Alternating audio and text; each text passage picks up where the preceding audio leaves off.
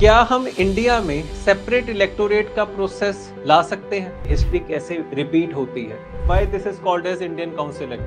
First time in the act of 1853 हमने बात की थी, अगर ये कर लोगे तो जादू हो जाएगा. Most of the people lack this enthusiasm, lack this motivation because. So first of all, we are going to cover Government of India Act of 1858. Although we have already covered it, हमने इसकी basic understanding को सब कुछ समझ लिया है. सो I hope वो चीजें आप कवर करके अब हम आगे बढ़ेंगे. And first of all let's connect the background कि इसके पीछे क्या क्या चीजें हुई. सो for the first time in the act of 1853 हमने बात की थी that a concept of local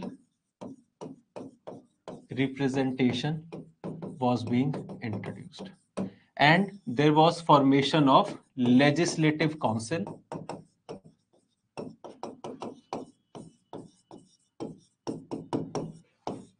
and यहां पर 6 members को ऐड किया गया था. आई hope that you remember this thing.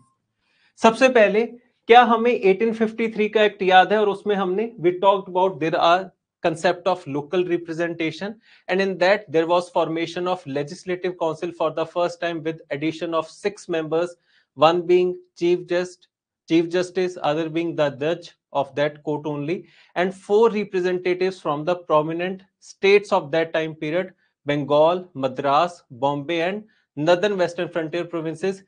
क्या ये पॉइंट सबको यहां तक क्लियर है हर बच्चा? ठीक है.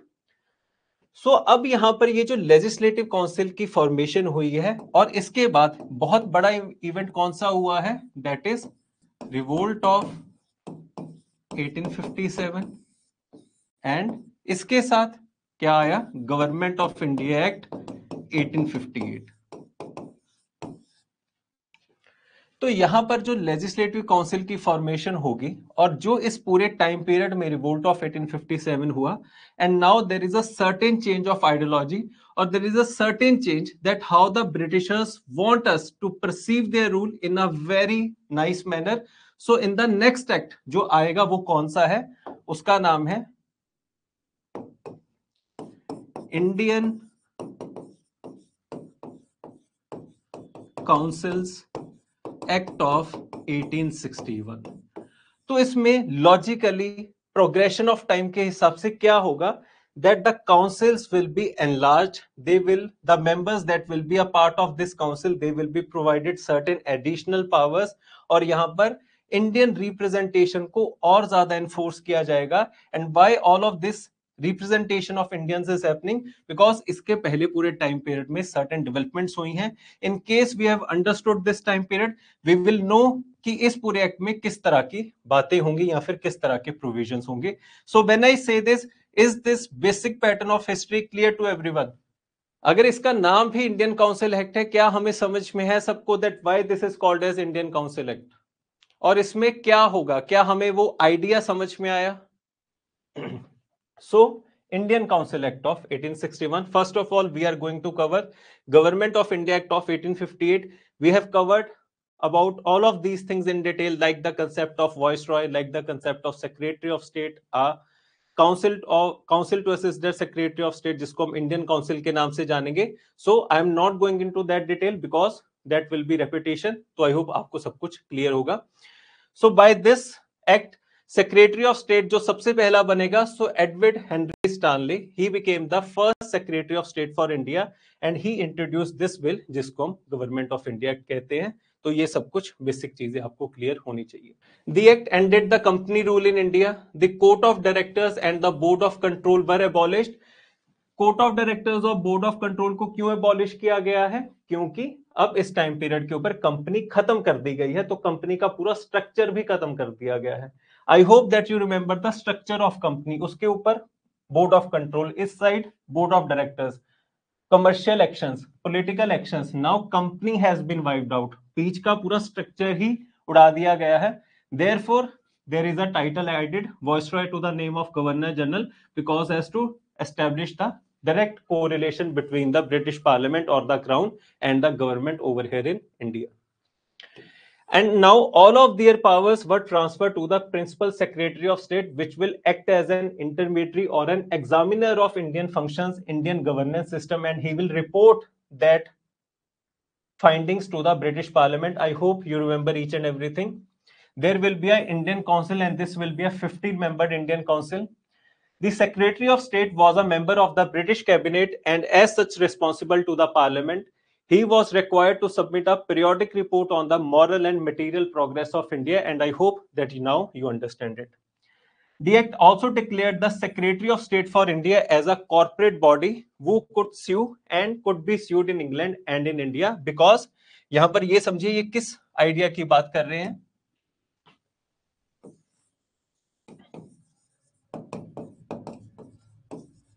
Point रटना नहीं है. This is a bit of in-depth coverage, but again you can understand this thing very basic in a simple manner.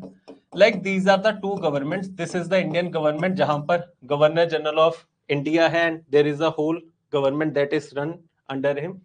And इन दोनों के बीच में इंटरमीडियरी कौन है? So in as an intermediary we have Secretary of State, जो यहाँ के सब चीजों को रिपोर्ट करेगा to the British Parliament. And thus, in case anyone wants to sue or wants to file a case against this Indian government, तो Indian government की parent body कौन सी है? वो है British government, क्योंकि Indian government तो subordinate है ना British government के, because India is a colony of the British Empire. So they have made this Secretary of State and his Indian Council as a corporate body, and anyone who wants to sue or have a case or have any grievance, तो वो किसके खिलाफ case करेगा? So Secretary of State and his Indian Council will be sued.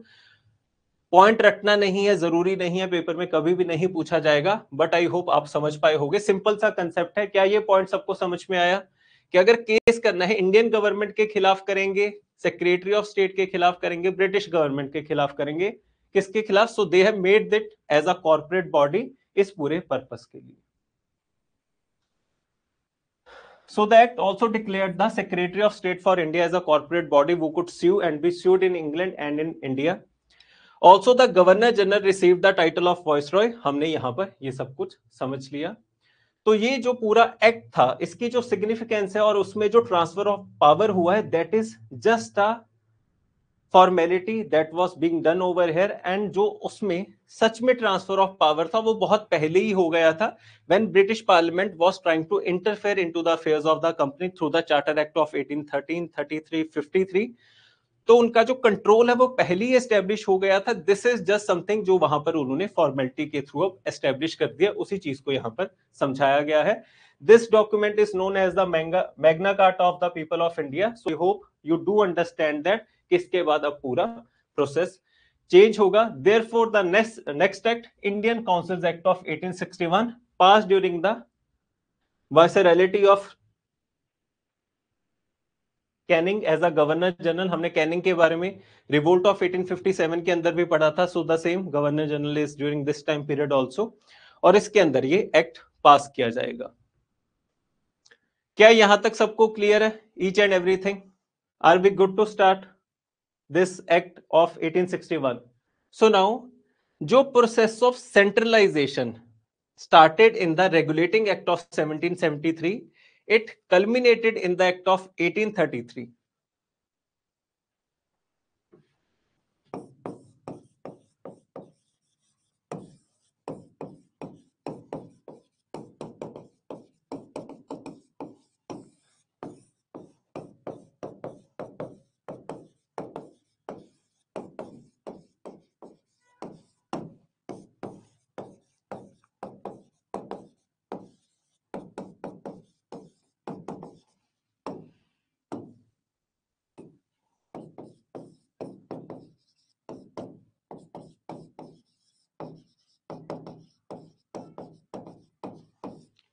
Is this basic idea clear to everyone?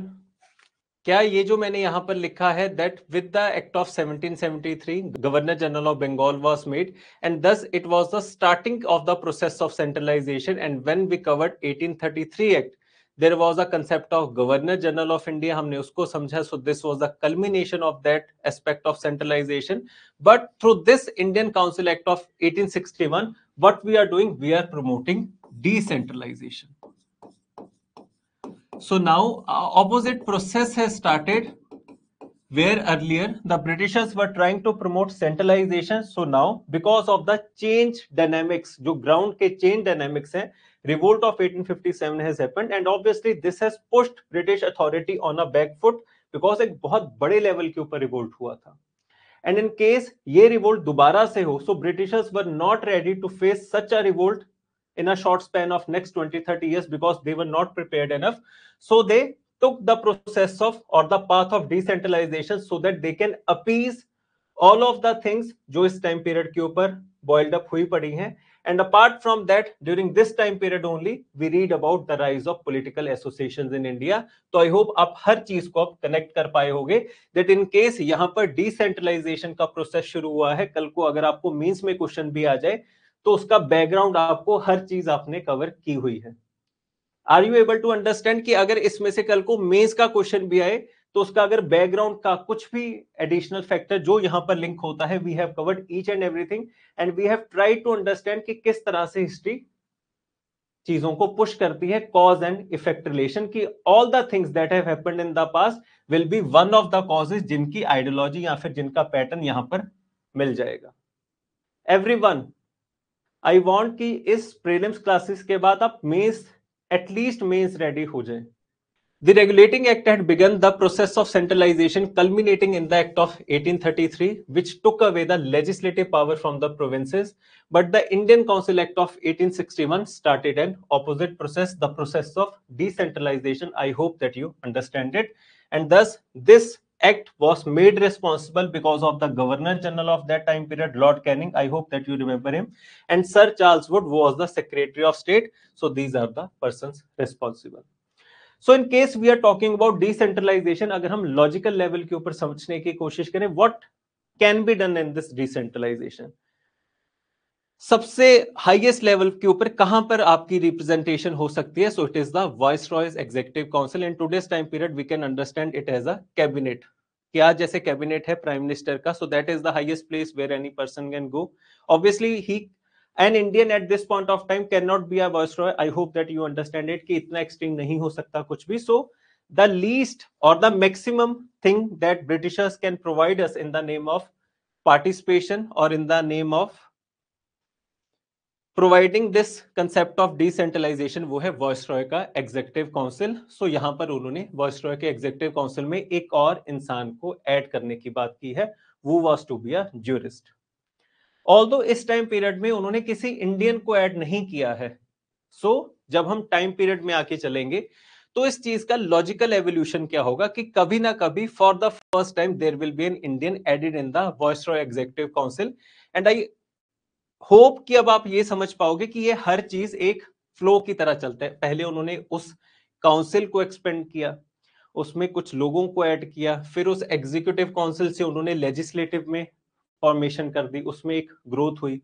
उस legislative को expand किया जाएगा, उस एग्जीक्यूटिव को एक्सपेंड किया जाएगा, फिर उस लेजिस्लेटिव को और पावर्स दी जाएंगी, प्रोविंसेस के लेजिस्लेटिव्स को एक टाइम पीरियड के ऊपर इंडिपेंडेंट कर दिया जाएगा. All of these things are happening in the backdrop of the Indian movement. और जैसे जैसे इंडियन मूवमेंट ओवर पावर करता रहेगा, वैसे वैसे हमें यहां पर रिलैक्सेशंस और प्रिविलेजेस अपने आप दिखते चले जाएंगे. So in case we understand this time period, हम ये भी समझेंगे कि इसमें कौन सी लॉजिकल चीज हो सकती है कि क्या इसमें वाइसरॉय सीधे अपने कैबिनेट में एक इंडियन को ऐड कर लेगा, और एल्स कि वो बाद में जाके होगा. So in the examination we can always have an idea, अगर हमें एग्जैक्टली वो चीज ना याद हो कि वो किस टाइम पीरियड पे हो सकता है. So changes in the Viceroy's Executive Council. Now, this Executive Council is enlarged by addition of one additional member. Initially 4 थे, ये 4 कहां तक थे? 4th member हमारा लॉ मेंबर ऐड हुआ था. लॉ मेंबर को पहले initially it was added as a temporary member, then he became a permanent member, and now there is addition of a 5th member who was to be a jurist. तो अभी अपने ढंग से executive council को build कर रहे हैं, because now they are trying to govern over a country. और हर देश के concepts, processes, institutions over the time develop होंगे. So now changes in the central legislature. We understand that this central legislature was formed in the 1853 Act. 1853 में हमने सबसे पहली बार बात की थी that for the first time legislation was regarded as a separate function of the government. तभी तो certain members को add किया गया था. There was a formation of legislative council. क्या वहां तक सबको आई होप ध्यान होगा. तो उसी तरह से अब उस काउंसिल जो पहले 6 मेंबर्स की थी, अगर हम एग्जीक्यूटिव काउंसिल को छोड़ दें, so now this council will be enlarge, so there is a change in size, therefore the Indian council act. For the purpose of legislation, it enlarged the central council by addition of not less than 6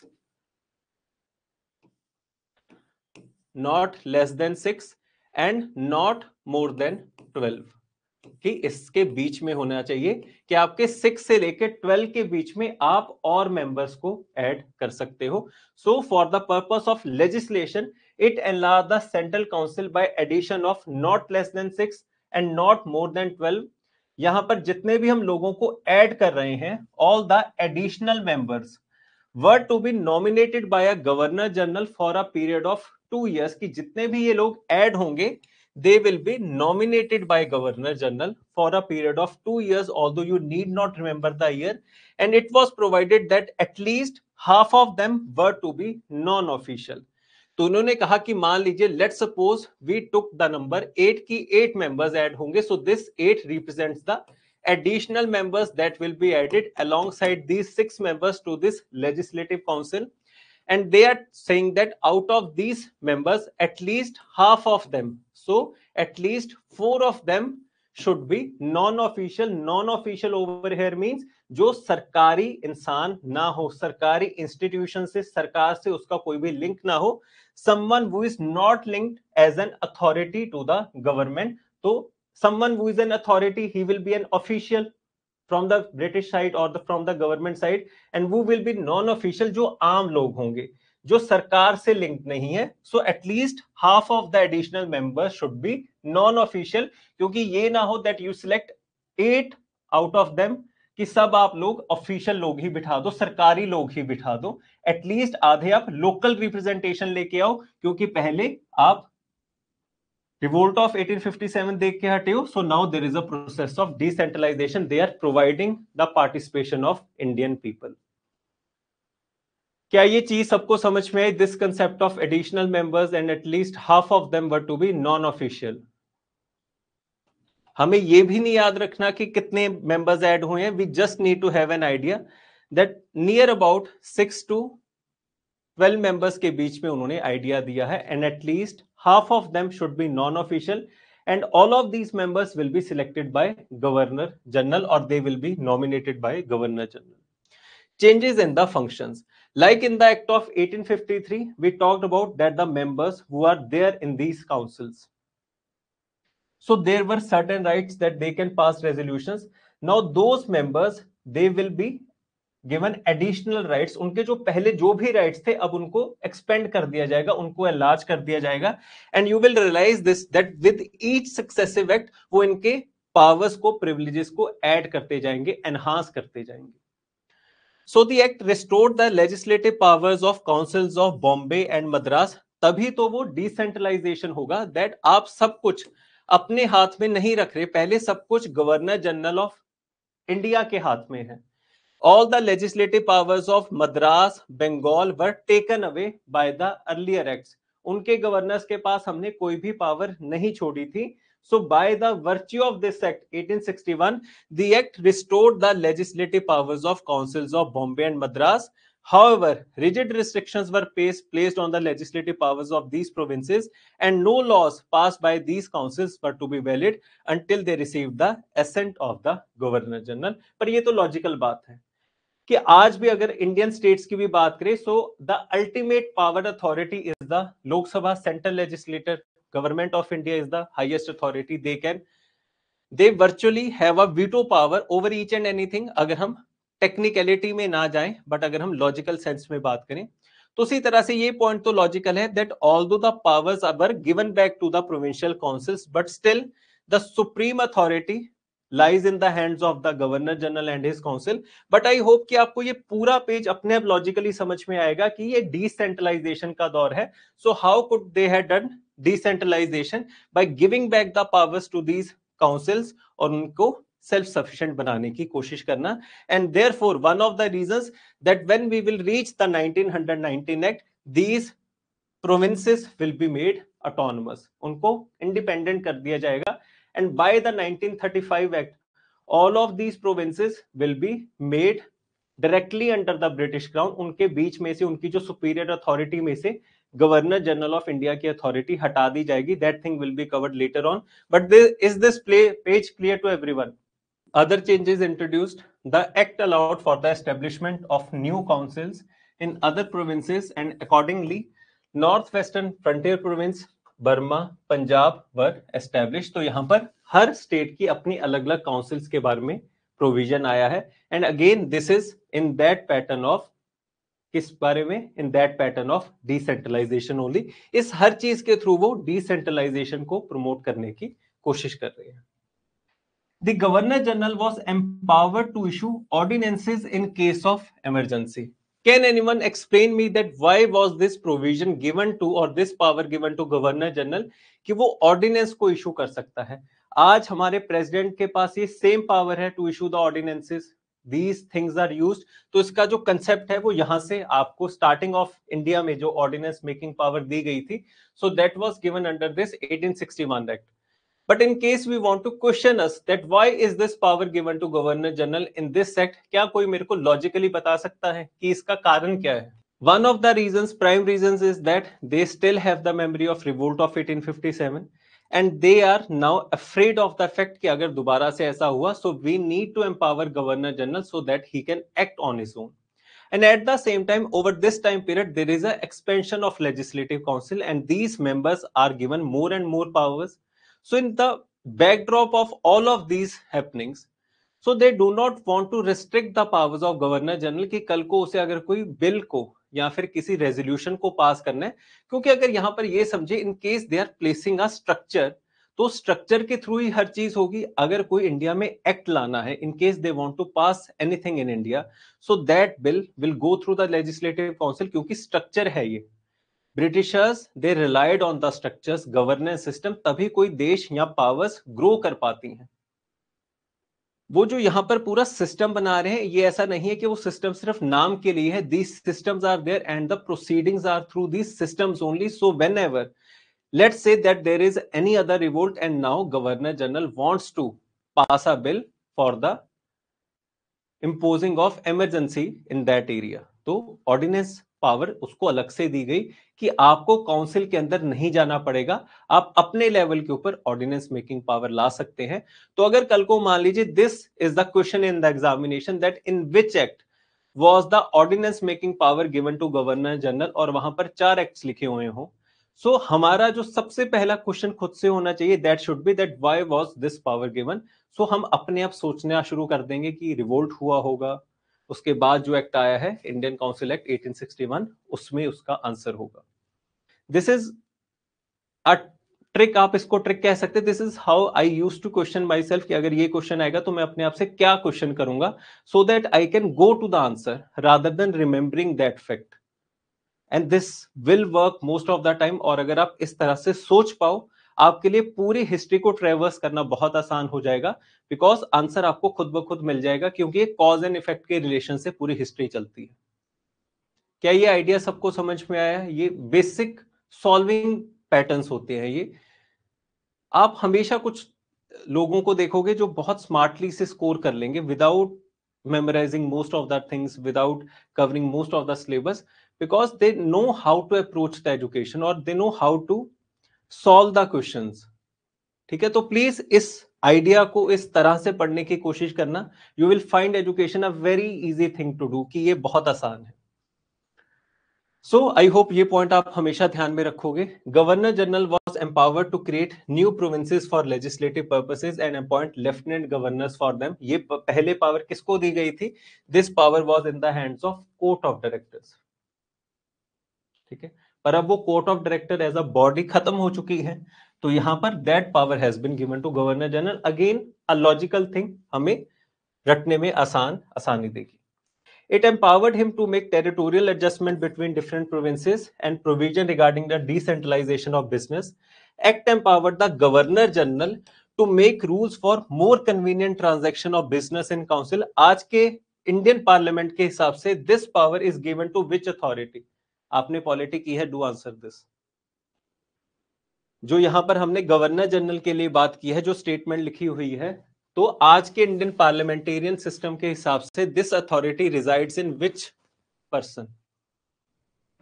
president. And at the state level governors. Again यहां से आपका Indian parliament build होना शुरू हुआ है। In case आप इस pointers को कोरिलेट कर सकते हो with the Indian polity, so you will understand all of these things now will build the Indian parliamentarian system that we know today. So any student जो इस एक्ट्स को ढंग से समझ जाता है, वो इंडियन पॉलिटी को बहुत ढंग से समझेगा। ठीक है। So using this authority, Lord Canning introduced the portfolio system in India, and for the first time, Lord Canning divided the various departments among the council members, thus laying the foundation of cabinet system in India. Again, a reflection of decentralization. कि Lord Canning उस time का governor general है, उसने क्या किया, जैसे आज cabinet system है, हम पोर्टफोलियोज देते हैं, that there is a minister of education, minister of agriculture, minister of finance, foreign affairs. तो पोर्टफोलियो सिस्टम, कैबिनेट सिस्टम की फॉर्मेशन यहां पर की गई। बट अगर हम इंडियन काउंसिल एक्ट को समराइज करना चाहते हैं, so there is a single word, decentralisation. All of these things are a reflection of that they are trying to promote decentralisation. However, it is noteworthy to note that no attempt was made to demarcate the legislative powers of central and local legislature, and the Governor General could legislate for the whole of India. But ये तो बहुत basic सा fact है that ultimately each and every power will reside in the hands of Governor General. वो अभी भी सच है, वो 1919 में सच होगा, वो 1935 में सच होगा. Till the end, when British authority will leave India, till that time period, Viceroy, Governor General will have all the powers. He can do anything of his own. ये बेसिक सी चीज है, ये हर बार रिपीट होगा ही होगा. So this was all about Indian Council Act of 1861. अगर आपको ये याद समझ में आ गया, so you will understand this fact also. So Indian Council Act 1861, is it clear to everyone? Okay. So now the next act, logical evolution from the Indian council act of 1861. उसमें हमने जो सब पॉइंट पढ़े उसी को अब enhance किया जाएगा, उसी का अगला प्रोग्रेशन आपको यहां पर देखने को मिलेगा, Indian council act 1892. Apart from that, इसके बैकग्राउंड में क्या क्या चीजें हुई हैं? In the background we have the formation of Indian National Congress 1885, a very big event that will obviously influence it. तो हमें ये समझ में आया, so now this process of decentralization will be enhanced. और अगर हमने हमेशा बात की है, so these senior moderate leaders have always talked about participation of Indians in the legislator. अभी तक इंडियंस की बात नहीं की गई है, ऑल्दो जब हमने बात की है that there will be addition of, that there will be expansion of this legislative council, minimum of 6 and a maximum of 12 persons can be added. Half of them were to be non-official. Non-official over here means it may be Indian or it may not be Indian, but all of these people will certainly be nominated by Governor General. तो ultimately जो सब powers थी वो governor general के हाथ में थी कि वो जिसको भी चाहे नॉमिनेट कर सकता है. So now there is a loophole, और इस प्रॉब्लम को सॉल्व किया जाएगा in this council act of 1892. And for the first time they will say under this act that governor general, अगर आप किसी को नॉमिनेट कर रहे हो, you need to have a criteria that based upon this criteria I have nominated this person. Because earlier in the Council Act of 1861, Governor General could nominate anyone according to his whims and fancies, according to his own personal choice. So now they are trying to establish a proper structure कि अगर कोई इंसान nominate होगा, so उस nomination के लिए criteria क्या है? Although nomination will be done by this Governor General only, but he is doing so according to which criteria? So that criteria will be established over here, and for the first time we say this this is the starting process of the concept of elections in India, कि अब ये criteria के हिसाब से क्योंकि लोग elect होके आएंगे, नॉमिनेट होंगे, तो इसको स्टार्टिंग प्रोसेस ऑफ इलेक्शंस कहा जाता है। Although the word election is nowhere mentioned in this act. इस चीज को भी ध्यान में रखना कि एक सॉर्ट ऑफ प्रोसीजर एस्टेब्लिश किया गया है और उस प्रोसीजर को हम इलेक्शन का नाम देते हैं कि यहां से इलेक्शन का प्रोसेस स्टार्ट होगा। This process will be enhanced in the 1909 reforms where indirect elections will be introduced for the first time, and then we will go to the 1919 reforms, there will be direct elections. So 1893 या 92, 1909, 1919, first point where election as a concept has been introduced, 1909 first time when indirect elections have been introduced, and 1919 direct elections have been introduced. So this is a systematic progression that how representation or participation of Indians has reflected in these acts. And अगर हम इस पूरे time period को देखें तो इसमें Indian national movement में बहुत कुछ हो गया, like in the year of 1905 partition of Bengal, Swadeshi movement, 1916 home rule league movement. तो अपने आप ये चीजें आपको समझ में आने लग जाएंगी। Are you able to understand that how these acts are moving? क्या अब कोई बच्चा इन चीजों को विजुअलाइज कर सकता है that how these things are happening over this time period? और आई होप कि अब आप समझ पाओगे कि ये बहुत आसान है, हर चीज बहुत आसान है, ठीक है। So changes in the central legislator, जो लोकसभा है उस जमाने की, या फिर हम लेजिस्लेटिव काउंसिल की बात कर सकते हैं।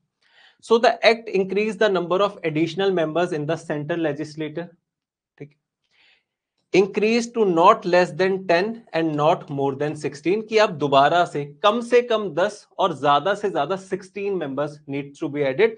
Let's say we took number 12 that we need to add 12 members, so at least half of them should be non-official, और अब दोबारा से इंडियंस की पार्टिसिपेशन को एनहांस किया जाएगा, and at least half of them were to be non-official. It also provided for non-official members in the provincial legislature 8 to 12. तो उन्होंने स्पेसिफिकली इसमें कहा that alongside the legislature at the central level, at the national level, alongside that for the provinces, in those councils also you need to add official members.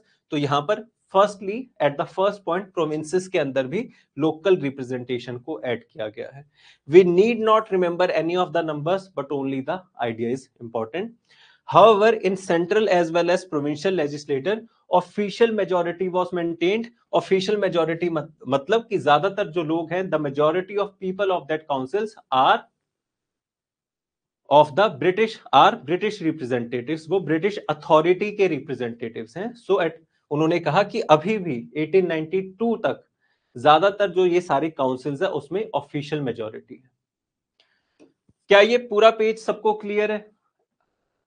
Non official means Indians, yes they can be Indians, जरूरी नहीं है हमेशा Indians ही हो, क्योंकि non official तो कोई भी हो सकता है।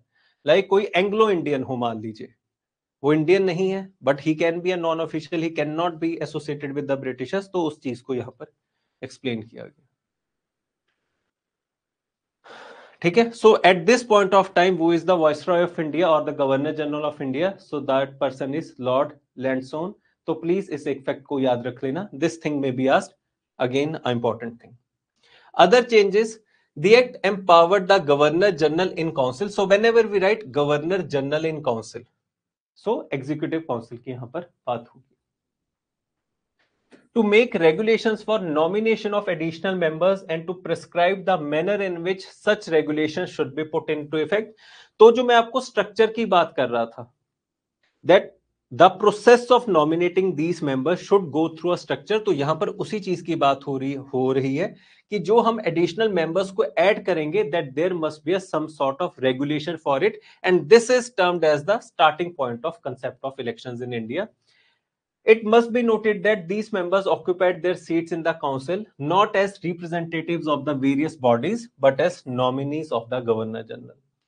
तो ज्यादातर जो क्राइटेरिया बनाया जाता था वो ये था कि all of these members were nominated from certain important bodies, like मान लीजिए in the areas of Calcutta there is any corporation body, economic corporation body. उस जमाने में बड़े बड़े इंडस्ट्रीज की बड़ी बड़ी economic bodies, corporate bodies run की जाती थी.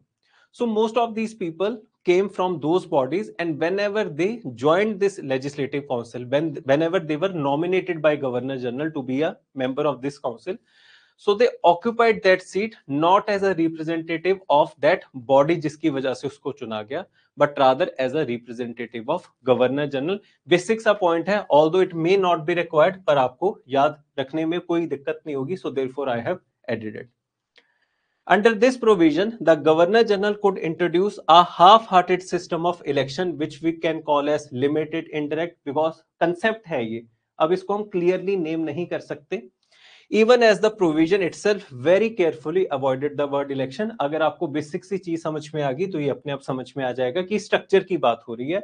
So is this point clear to everyone? Other changes. The act enlarged the function of the councils. The members of the central legislature were now allowed to hold a discussion on the annual financial statement, but the statement was unalterable.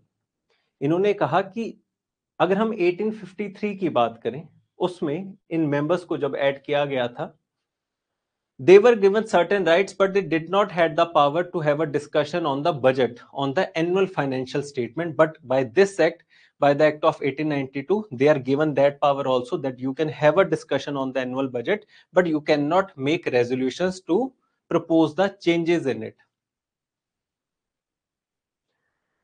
ये अब logical evolution है for the privileges of those members. तो अगर हम इस logical evolution को याद रखेंगे, हमें ये हर पॉइंट रखने की जरूरत नहीं है.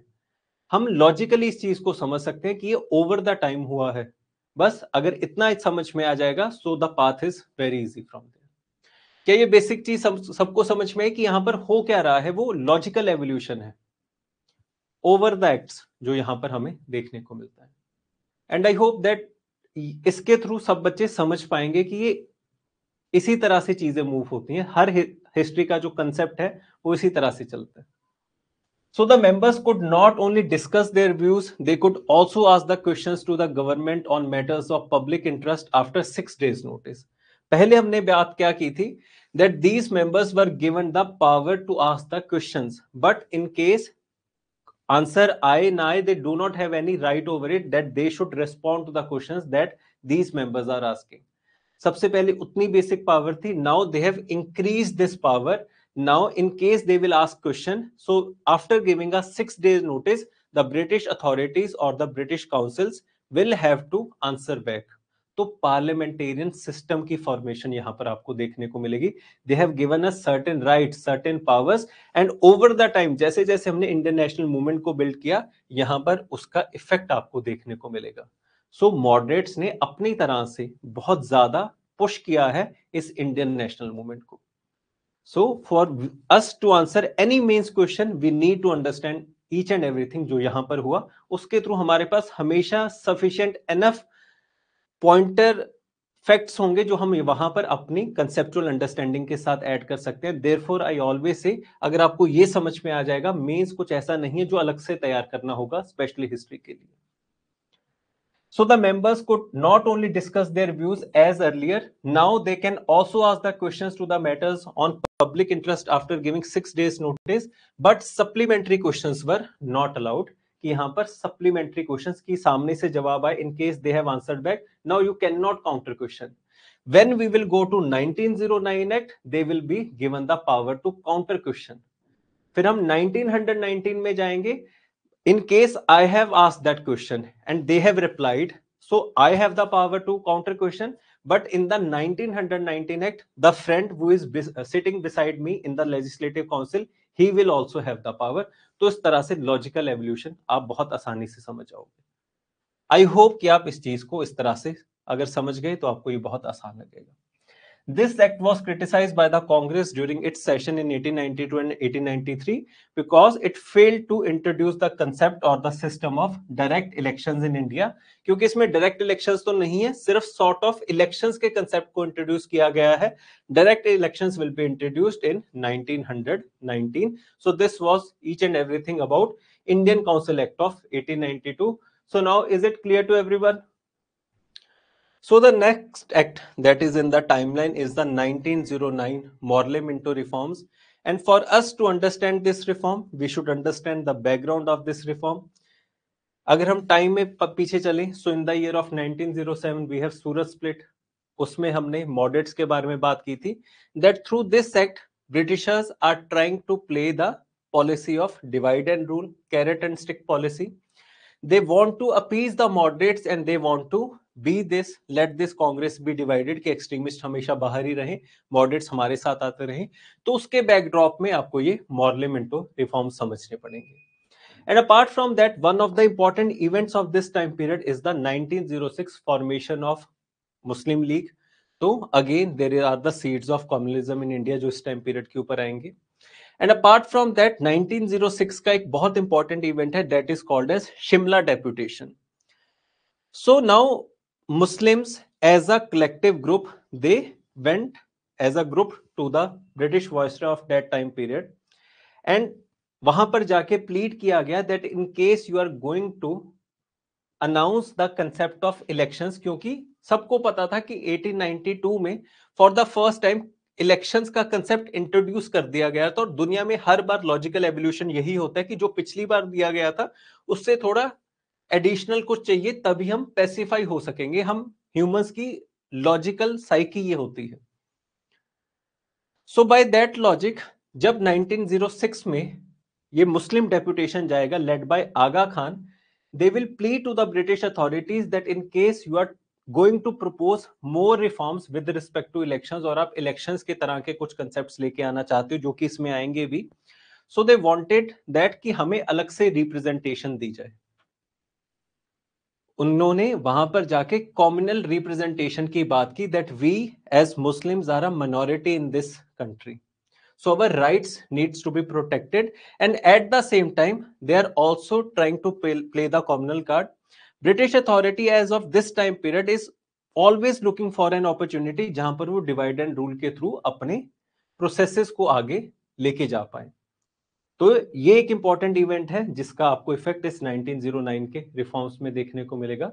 एंड अपार्ट फ्रॉम दैट 1906 में ही ब्रिटेन के अंदर there is a change of government. Liberal party के बारे में हमने पहले भी बात की थी, and liberals had a liberal view with respect to India, and they were of the view that in case we will increase the participation of Indians in the legislative councils, so that will lead to a good comprehensive जो bond है Indians और Britain के बीच में वो अच्छा हो सकेगा. So in the backdrop of this Morley Minto reforms will be laid out. इसको हम गवर्नमेंट ऑफ इंडिया एक्ट 1909 भी कहते हैं. सो आई होप ये सब कुछ आप ध्यान में रखेंगे. I have attach the photos ताकि आपको कल को ये याद रहे कि इसमें एक इंसान हमेशा वॉइस रॉय होगा और दूसरा इंसान सेक्रेटरी ऑफ द स्टेट होगा. दो अथॉरिटीज हैं. तो फोटोज इसलिए अटैच की हैं ताकि आपको याद रहे कि इनमें से कौन सा कौन है. जो हमने पहले बात की थी प्रोसेस ऑफ डिसेंट्रलाइजेशन, तो उस डिसेंट्रलाइजेशन के अंदर हाईएस्ट फॉर्म ऑफ डिसेंट्रलाइजेशन क्या हो सकती थी? In the cabinet of viceroy there should be an Indian. So an Indian was added in the Viceroy's Executive Council, and who is the first person over here? Satyendra Nath Sinha. So he became the Indian appointment for the Governor's Executive Council. So there are certain points that you need to remember for Satyendra Nath Sinha. So Satyendra Nath Sinha was the Advocate General of Bengal. तो this is one of the things जो आपको इनके बारे में पास के बारे में पता होना चाहिए, that advocate general of Bengal थे ये इसके पहले. And apart from that he also chaired the Indian National Congress in the year of 1915. So please इन दो पॉइंट्स को ऐड कर लीजिए.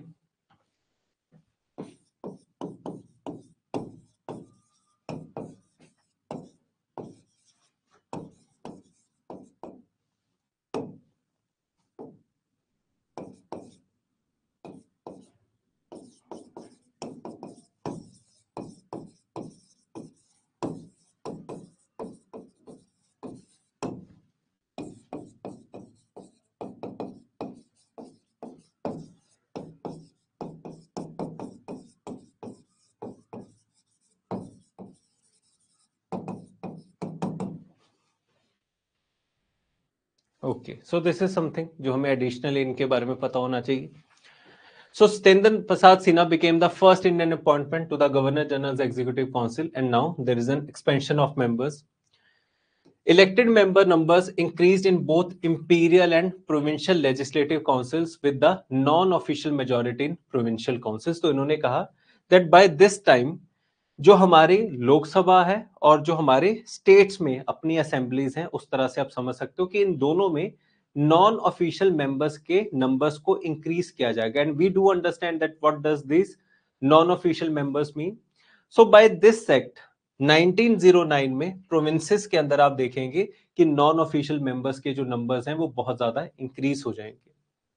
सो in the central legislative council there were total 69 members, 37 official, 5 nominated non-official, and 27 elected non-officials, with seats specifically reserved for Muslims, British capitalists, landlords, and a general electorate. तो यहां पर उन्होंने क्या कहा कि इस टोटल 60, आपको ये नंबर्स याद नहीं रखने, ये नंबर सिर्फ इसलिए हैं ताकि आपको समझ आ सके कि उस जमाने के लोकसभा में, in case we consider this as a Lok Sabha, total 69 seats हैं. उन 69 में से 37 ब्रिटिश अथॉरिटीज होंगे, 5 will be nominated non official members and 27 elected non official member, क्योंकि इस पूरे 1909 के इलेक्शन, इस एक्ट के अंदर इलेक्शंस के कंसेप्ट को और रीइंफोर्स किया जाएगा and a sort of direct and indirect elections will be introduce. Completely direct नहीं थे, sort of direct and indirect के बीच का सिस्टम था. हम उसकी डिटेल में नहीं जाएंगे, आपको सिर्फ यहां से आइडिया क्लियर होना चाहिए. With seats specifically reserve for Muslims, तो जो इन्होंने डिमांड रखी थी दैट हमें रिप्रेजेंटेशन चाहिए, हमें रिजर्वेशन चाहिए, communal reservation based upon the concept of religion. तो Muslims, British capitalist and landlords, and then there was a general electorate. General electorate refers to जहां पर सब वोट डाल सकते हैं, इसके बारे में अभी हम बात करेंगे.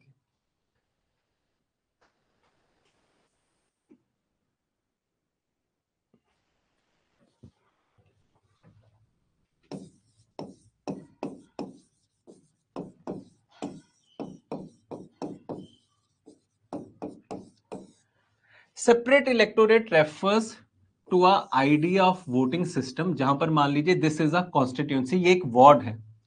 अब इस वार्ड के अंदर हर धर्म के इंसान रहते होंगे. Like these represents the Hindus living in that ward,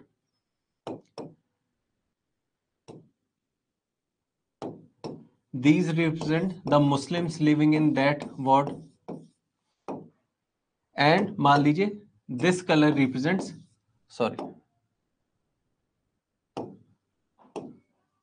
all the other persons from other religions that were living in this area और this ward, या फिर आप एक टेरिटरी के हिसाब से समझ सकते हैं.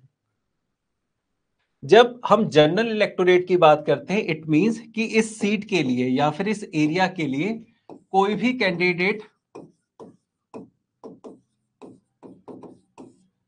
खड़ा हो सकता है. तो this becomes a general electorate, जहां पर जनरल लेवल के ऊपर सब लोग वोट कर सकते हैं, इररिस्पेक्टिव वो कैंडिडेट किस कास्ट का है, किस क्रीड का है, किस रिलीजन का है, किस जेंडर का है. This represents a general electorate where all the people are considered as a general population and they can act as an individual. So general. अगर हम सेपरेट इलेक्टोरेट की बात करें, एंड लेट सपोज जैसे मुस्लिम्स ने अपने लिए कॉम्युनल रिप्रेजेंटेशन मांगा, सेपरेट इलेक्टोरेट्स मांगा, सो now this is a place जहां से सीट को रिजर्व कर दिया गया है फॉर मुस्लिम्स, एंड उसमें सेपरेट इलेक्टोरेट्स का कंसेप्ट कैसे आएगा. सो इसमें सबसे पहले ये जो सीट है that will be reserve for Muslims.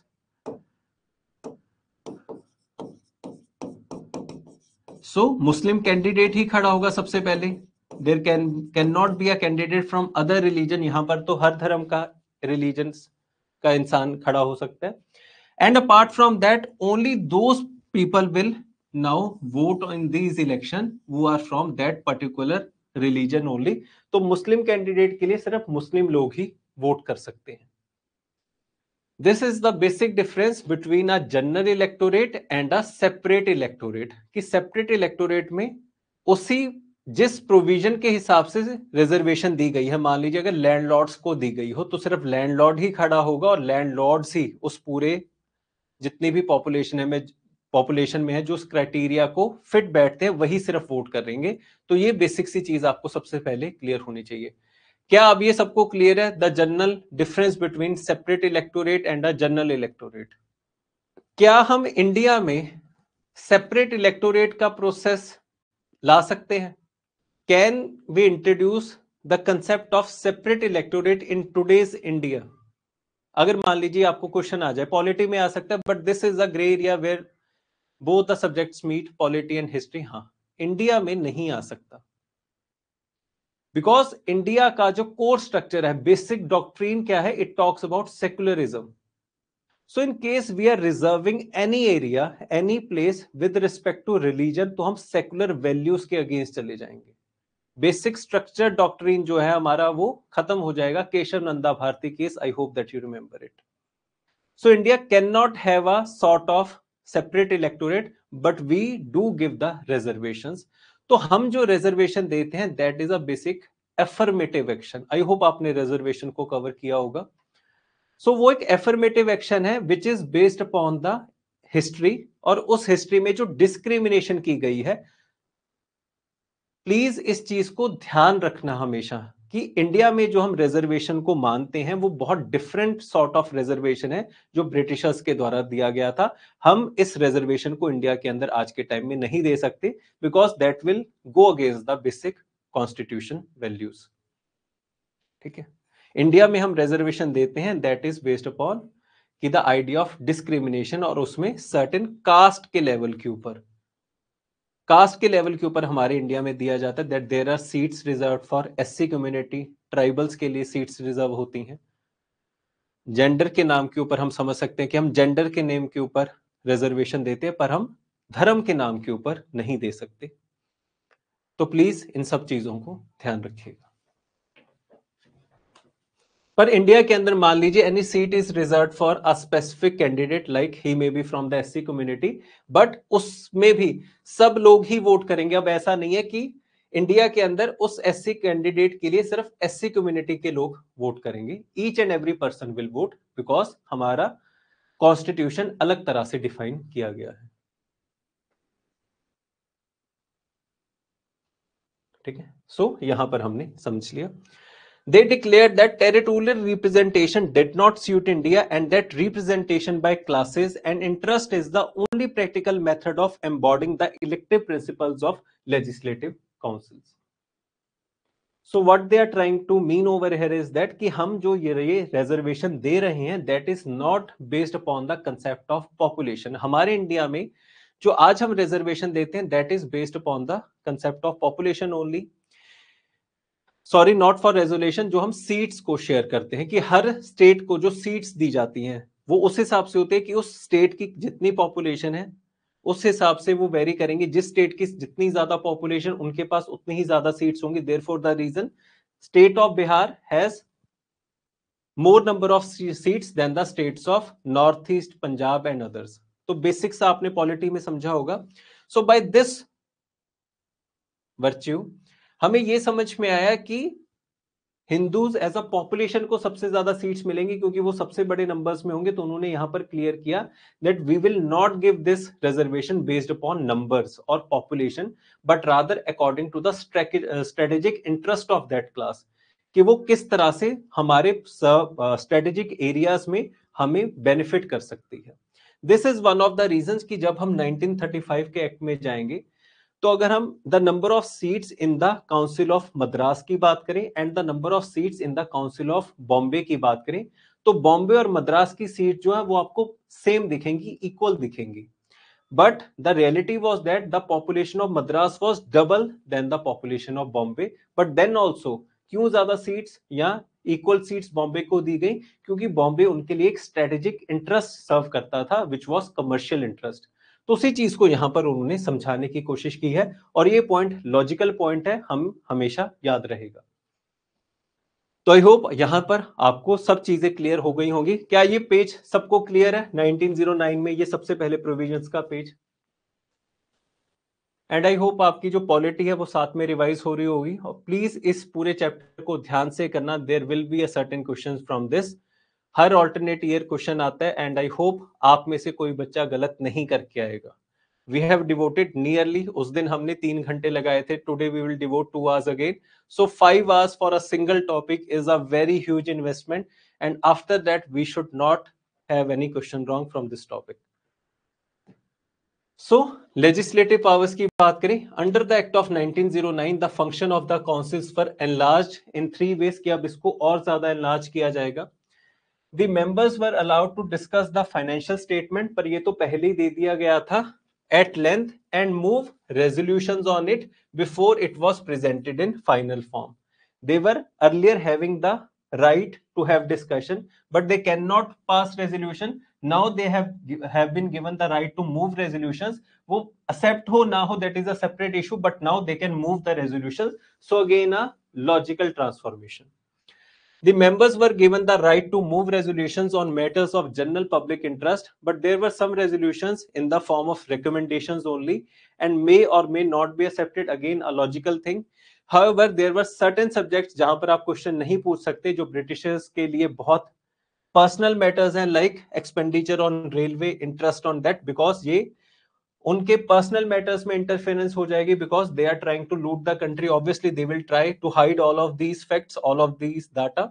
तो हमारे हमेशा जब भी हम पावर की बात करेंगे, स्ट्रक्चर ऑफ गवर्नमेंट की बात करेंगे, there will be always areas where government will try to hide the data in the name of strategic interest. आज भी यही होता, पहले भी ये होता था।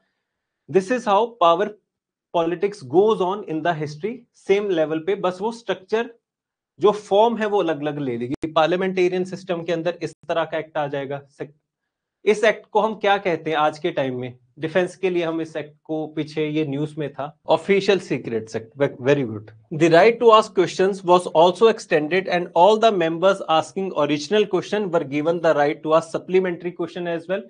पर ये तो हमने सब कुछ समझ लिया कि यहाँ पर क्या हो रहा है कि अब इनको सप्लीमेंट्री दे दिया गया है। अगले एक्ट में हम जाएंगे, इसके साथ जो इसका दोस्त बैठा हुआ है उसको भी सप्लीमेंट्री क्वेश्चन का राइट दे दिया जाएगा।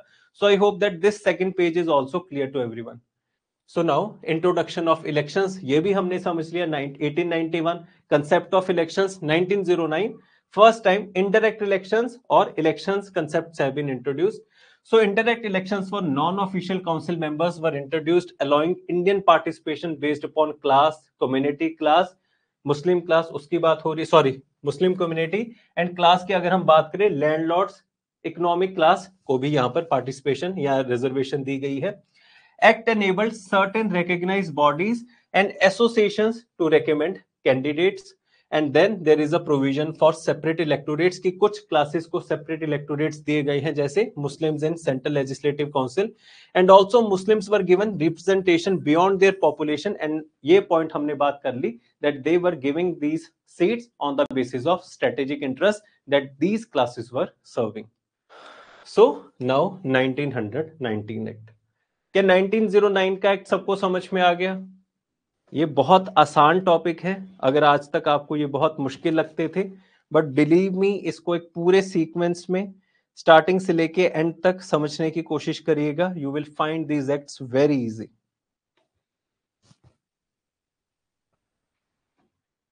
They were only allowed to discuss the budget and move resolutions on it. Budget as a whole was not a part of voting procedures. ठीक है। So now the next act 1919 act, इसके पहले time period में क्या हुआ है? 1916 there is home rule league movement, 1916 there is Lucknow pact. तो यहां पर अगर हमने वो सारा टाइम पीरियड समझा, so now there will be a logical evolution from the Morley into reform of 1909। और यहां पर जो पहले सेपरेट इलेक्टोरेट मुस्लिम्स को दिए गए थे, अदर क्लासेस को दिए गए थे, सो now the concept of separate electorates will be enlarged and other communities like Sikhs will also be given the separate electorate reservation दी जाएगी, एंड इसके थ्रू वो अपनी डिवाइड एंड रूल की पॉलिसी को प्रमोट करने की भी कोशिश कर रहे हैं। And apart from that Gandhi's emergence है वो एकदम सही। सबसे पहले अगर हम बात करें 1916 के लास्ट में, होम रूल लीग मूवमेंट के लास्ट में हमने बात की थी कि 1917 में उस टाइम पीरियड के सेक्रेटरी ऑफ स्टेट मोंटेग्यू के द्वारा एक स्टेटमेंट पास की गई थी, where they announce that the long term goal of British parliament is to give complete swaraj और self rule to the Indians. और उस चीज के लिए उन्होंने कहा था that we will build up self governing institutions from the ground level. उस लेक्चर में आई कमिटेड अ मिस्टेक कि मैंने मोंटेग्यू को as the viceroy of that time period वहां पर लिखा था। अगर किसी बच्चे ने उस टाइम पीरियड पे नोट किया है सो प्लीज करेक्ट कर लीजिएगा। Montagu is the secretary of state of this time period. So this is a basic thing जो आपको क्लियर करना है। So the act carried a preamble which laid down the basic principle on which reforms were to be carried out, and it was based upon the Montague Declaration of August 1917. The policy of His Majesty's government is that of the increasing association of Indians in every branch of the administration and the gradual development of self-governing institutions with a view to progressive realization of responsible government in India as an integral part of British Empire. तो basically कहना क्या चाहते हैं कि हम long term में आपको Swaraj provide कर देंगे और उसके लिए हम ग्राउंड लेवल से इंस्टीट्यूशंस को बिल्ड करने की शुरू करेंगे। क्या यहां तक सबको क्लियर है जो यहां तक हमने आइडिया के बारे में बात की? Please once confirm. So now first of all there are changes in the home government. This is something जो आपको रटना पड़ेगा कि इस टाइम पीरियड के ऊपर there is a lot of pressure on the British authorities, और इस जमाने में देयर आर न्यूज कि अब अगला बड़ा इवेंट हो सकता है because Mahatma Gandhi has also overtaken as the Marxist leader. So at this point of time they have instituted a separate post जिसको कहा जाता है हाई कमिश्नर फॉर इंडिया।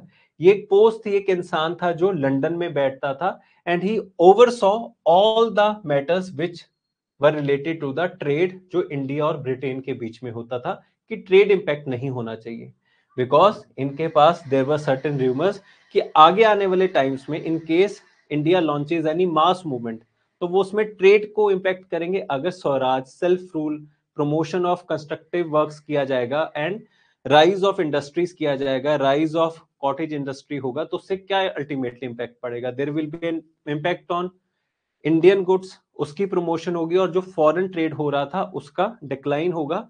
तो उसी के लिए हाई कमिश्नर ऑफ इंडिया पहले ही बिठा दिया गया है, appointed in London, responsible for Indian trade in Europe, and also the Secretary of State would now not be paid out of the British Exchequer and not out of the Indian revenue, sorry, that he would be paid out of the British Exchequer and not out of Indian revenue. सबसे पहले इस 1919 के act में ये दो चीजें आपको सबसे पहले ध्यान में रखनी है कि ये जो दो पोस्ट है ये क्यों क्रिएट की गई थी हाई कमिश्नर ऑफ इंडिया के लिए। अगर आपको 1920 का नॉन कॉपरेशन मूवमेंट समझ में आया था तो ये उसका लॉजिकल चीज है, अपने आप समझ में आ जाएगा। Is this page clear to everyone? So now changes in the government of India. हमने 1909 में पढ़ा that in this viceroy's executive council and Indian was added. So to implement the policy of increasing association of Indians, of the 8 members of the Governor General Executive Council, 3 were to be Indians.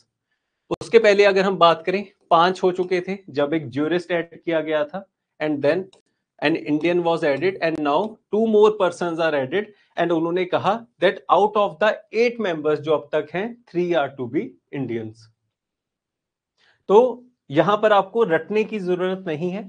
अगर आपको कल को ये समझ में आए that question में पूछा गया है that in which act was a provision that out of the 8 members of Governor General Executive Council 3 are to be Indians, तो आप लॉजिकली भी आंसर तक पहुंच सकते हो और you can narrow down the reforms कि इसका answer either it will be in 1909, 1919 या 1935 और उसमें अगर आप ढंग से सोचने की कोशिश करोगे आपको अपने आप चीजें समझ में आ जाएंगी। And apart from the expansion of this viceroy executive council, आज जो हम इंडियन सिस्टम को जानते हैं, जो हमारे सामने पार्लियामेंट है, in that parliament we have a upper house, we have a lower house. Upper house को हम काउंसिल ऑफ स्टेट्स के नाम से जानते हैं, Rajya Sabha. Then there is a common house, Lok Sabha. तो वो जो पूरी फाउंडेशन है that was there in this council act of 1919 या फिर मॉन्टेग्यू चैन फॉर रिफॉर्म ऑफ 1919। अब ये सब कुछ क्यों किया गया? क्योंकि मॉन्टेग्यू ने इस चीज को डिक्लेयर किया था that our long term goal is of Indian self rule and for that we will be building institutions कि जहां पर इंडियंस ज्यादा से ज्यादा आ पाए। तो अब लोकसभा राज्यसभा बनाई गई है और राज्यसभा के अंदर काउंसिल्स की जो रिप्रेजेंटेटिव्स को बिठाया जाएगा so that they can also be a part of this centre legislator. क्या ये आइडिया सबको समझ में आया कि यहां पर जितना भी अभी के लिए जो मैंने बोला एक्सप्लेन किया, is that simple thing clear to everyone? तो इसके पहले जो अभी तक हमने लेजिस्लेटिव काउंसिल के बारे में बात की थी वो एक सिंगल काउंसिल थी। So now that single council will be replaced by a house of 2 chambers. ठीक है, तो वही सेम है Lok Sabha Rajya Sabha. So act replace the single Indian Legislative Council with 2 separate houses, the Council of States upper house and the Legislative Assembly lower house. I hope that you understand it. Members in both of these councils were elected, although voting was of limited franchise। कि इन दोनों houses में ज्यादातर जो members हैं वो voting के through, elections के थ्रू चुन के आएंगे, therefore again signifying the importance of representation। And at the same time ये जो वोटिंग जो लोग करेंगे वो लिमिटेड फ्रेंचाइज है। यहां पर लिमिटेड फ्रेंचाइज का मतलब क्या है कि एक्सक्लूसिव वोटिंग राइट्स नहीं है सबको। उस जमाने में जो वोटिंग का अधिकार है that was restricted to certain qualifications. Qualifications can be in terms of education criteria, land criteria, property criteria, तो कुछ भी सर्टेन क्राइटेरियाज थे। एंड सिंस यहां पर एक उस जमाने का फैक्चुअल डाटा है कि अगर हम ओवरऑल बात करें, since most of the Hindu population, एक तो वो नंबर्स में भी ज्यादा है एंड वो उस जमाने में थोड़े प्रोग्रेसिव थे, they were wealthy and they were educated as compare to the Muslim population. तो वो भी एक बहुत बड़ा कारण बनेगा that why Muslims were advocating for separate electorates, क्योंकि वो कहते थे कि अगर आप हमें जनरल इलेक्टोरेट्स में उतार दोगे, we can not compete with the Hindu candidate because उस हिंदू कैंडिडेट के लिए जो लोग वोट करेंगे और उस वोटिंग के नंबर्स में ज्यादातर वोटर्स भी हिंदू ही होंगे। यहां पर मैं क्या समझाने की कोशिश कर रहा हूं, जैसे हमने ये बात की थी कि उस जमाने में जो वोटिंग राइट्स हैं वो सबको नहीं दिए जाते थे। Let's assume this is a constituency and these are all the people from different religions of that time period. And the reality of that time period was that the Muslim community was a bit backward, उतनी ज्यादा progressive, educated या wealthy नहीं थे as compared to Hindu community और Hindu population. और ये basic चीज है, अगर आप हिस्ट्री को पढ़ोगे, दिस इज नॉट समथिंग जो पॉलिटिकल है, ये बेसिक सी चीज है अगर हम सोसाइटल डेवलपमेंट्स की बात देखें। तो उस हिसाब से उस जमाने में जो वोटिंग राइट्स हैं that was based upon certain criterias कि आपके पास इतनी एजुकेशन, इतनी लिटरेसी, इतना पैसा, इस तरह की चीजें होनी चाहिए। So the Muslim leaders were of the view कि अगर इस पूरी पॉपुलेशन में से वोटिंग राइट्स इन लोगों को दिए गए हैं, मान लीजिए 10 लोगों को मिले हैं बेस्ड अपॉन द क्राइटेरिया, तो हम उस क्राइटेरिया में पहले ही बहुत कम फिट होते हैं। तो अगर एक हिंदू कैंडिडेट खड़ा हो और एक मुस्लिम कैंडिडेट खड़ा हो, so the number of voters जो एक हिंदू होगा वो बहुत ज्यादा होंगे as compare to Muslims, because Muslims as of that time period were a bit backwards. क्या ये बेसिक चीज सबको समझ में? कंसेप्चुअल चीज है, ऑल्दो नोट्स में अभी के लिए उसकी जरूरत नहीं है, बट दिस इज समथिंग जो आपको समझ में आना चाहिए कि ये एक बहुत मेजर पॉइंट बनेगा कि क्यों मुस्लिम्स को अलग से वोटिंग राइट्स भी उनके लिए रिलैक्स किए जाएंगे ताकि उनकी पार्टिसिपेशन हो सके वोटिंग एज अ प्रोसीजर के अंदर। ठीक है, so members in both the houses were elected although voting was of limited franchise. So I hope that it is now clear that limited franchise का मतलब क्या है। Expansion of the function of this council, तो वही जो लोग, उनके जो राइट्स हैं वो और एक्सपेंड कर दिए जाएंगे। So now I had the right to counter question. So now my friend who is MLA MP who is sitting beside me, he also has the right to counter question. So the right to ask supplementary questions was extended to all the members of the legislature. Under the Act of 1909, members asking original questions alone could ask the supplementary question, but now it has been given to all. Short notice question could be asked. The members enjoyed the freedom of speech. So now is this page clear to everyone? I hope कि आज आपके बहुत सारे जो concepts हैं वो clear हुए होंगे. So changes in the provincial governments. हमने in the last of that's बात की थी that there was a starting point where the provincial in the provinces non official members were being added. This process starting by the 1891 act. वहां से हमने provinces के अंदर central legislative के अंदर मेंबर्स को ऐड करने का प्रोसेस, नॉन ऑफिशियल्स को ऐड करने का प्रोसेस शुरू किया था। So now by the year of 1919 वो जो नॉन ऑफिशियल मेंबर्स हैं in the legislative councils of states, कि जो स्टेट्स की अपनी लेजिस्लेटिव काउंसिल्स हैं उनमें उनका नंबर एक्सीड हो गया है। वो मेजॉरिटी, जैसे अगर मान लीजिए in total if in case there are 100 members, तो उसमें से अगर 51 नॉन ऑफिशियल हो जाएं, so it means non official की मेजॉरिटी हो चुकी है। तो वो चीज 1919 में होगी। And since in this 1919 provinces के अंदर मेजॉरिटी नॉन ऑफिशियल हो चुकी है, तो अब यहां पर प्रोविंशियल ऑटोनॉमी का कंसेप्ट आ जाएगा। So provincial autonomy was introduced for the first time. The independent power of the provinces were defined in the devolution rules. Devolution was brought about in the areas of finance, legislation and administration. अब provinces को आजाद करने का process शुरू कर दिया गया है ताकि वो खुद से ऑपरेट कर सके। So this process of decentralization which started with the Act of 1863 और 1861, अब यहां पर आके प्रोविंसेस को कंप्लीट ऑटोनॉमी देने की बात की जा रही है। So legislative devolution, this was brought about by separating the items of legislation by the centre and the provinces, कि उन्होंने क्लियर किया कि इन सर्टेन एरियाज के ऊपर सेंटर रूल बना सकता है, इन सर्टेन एरियाज के ऊपर प्रोविंसेस रूल बना सकते हैं। तो यहां पर हम किसकी बात कर रहे हैं? Centre list, state list, residuary list वो गवर्नर जनरल के पास होगी। And this question was asked in the 2019 prelims examination. बहुत आसान क्वेश्चन था कि रेजिडुअरी पावर्स किसके हाथ में होते हैं, तो उसका आंसर क्या होगा? Governor general and his council. जितने भी क्वेश्चन इसमें से पूछे जाएंगे, अगर आपने इस लेक्चर्स को ढंग से सिर्फ समझ भी लिया, आप उन क्वेश्चंस को लॉजिकली भी सॉल्व कर पाओगे, जिसको हर बच्चा रटने की कोशिश कर रहा है। सो लेजिस्लेटिव डेवोल्यूशन की अगर हमें इनको ऑटोनॉमी देनी है, तो ऑटोनॉमी किन एरियाज में दे सकते हैं? रूल मेकिंग में दे सकते हैं। तो लेजिस्लेटिव ऑटोनॉमी, अगर ऑटोनॉमी देंगे तो सेंटर के पास अपने एरियाज होंगे रूल्स बनाने के लिए, सेंट्रल लिस्ट की फॉर्मेशन है। प्रोविंसेस के पास अपने हैं, प्रोविंशियल लिस्ट की फॉर्मेशन है। So accordingly to list were drawn, central list and provincial list. Residuary powers were vested in the Governor General Council. This thing has already been asked. And inside this provincial list,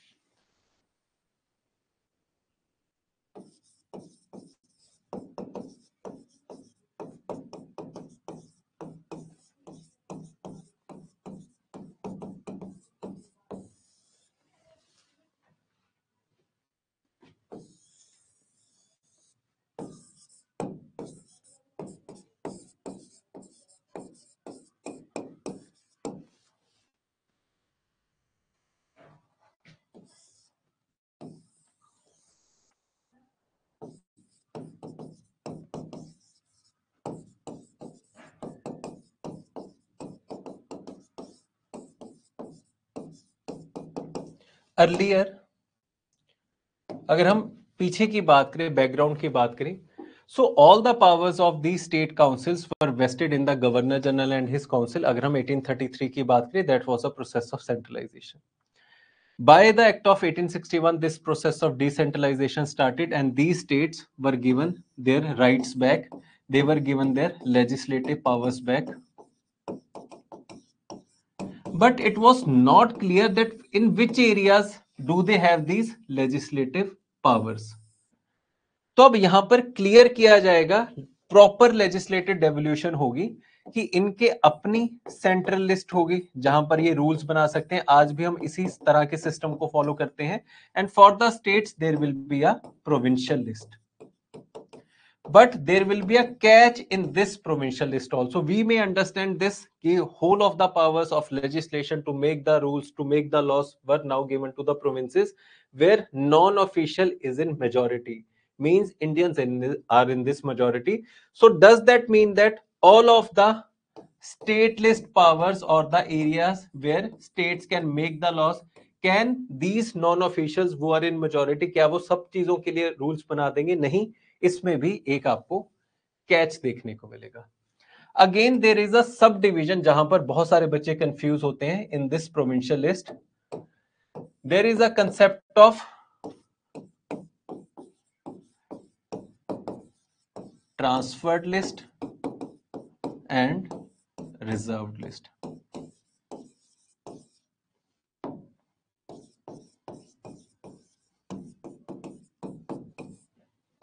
ठीक है।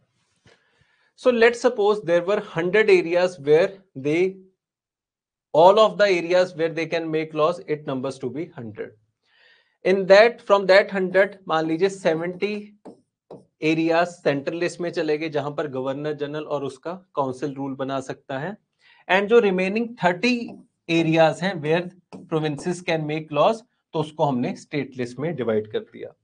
But further on these 30 areas where provinces can make law which are listed in the provincial list, उसको भी आगे further सब divide किया गया है into transferred list and reserved list. और इस 30 को हम, सिर्फ ये एजम्पशन है, लेट्स से किन में से जो ट्रांसफर्ड लिस्ट में 10 गए एंड रिजर्व्ड लिस्ट में 20 गए। तो अब हमें ये समझना है कि ये ट्रांसफर्ड लिस्ट और रिजर्व्ड लिस्ट क्या है। वो सब एरियाज जो प्रोविंसेस को दे दिए गए थे विच में serve as a strategic interest to the britishers, like land revenue, क्योंकि लैंड रेवेन्यू तो स्टेट का एरिया आ जाएगा, लैंड स्टेट की है तो उसका रेवेन्यू भी स्टेट का होगा, सो लैंड रेवेन्यू।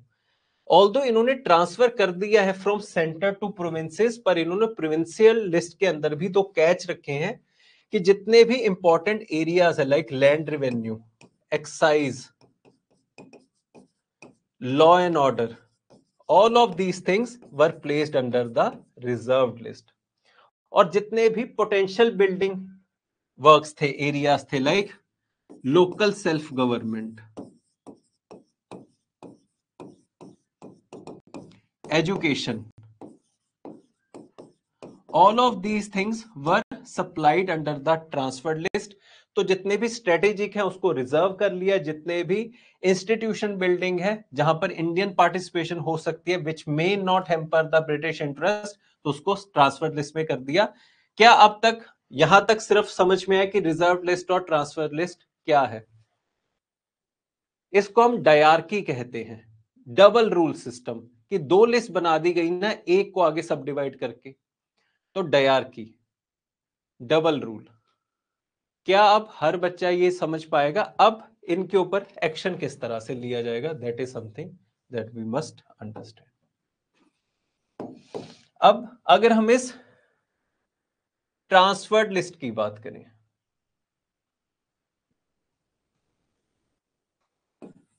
अगर हम इस ट्रांसफर्ड और रिजर्व्ड लिस्ट की बात करें तो इनके ऊपर जो एक्शंस भी लिए जाते हैं वो भी डिफरेंट तरह से लिए जाएंगे।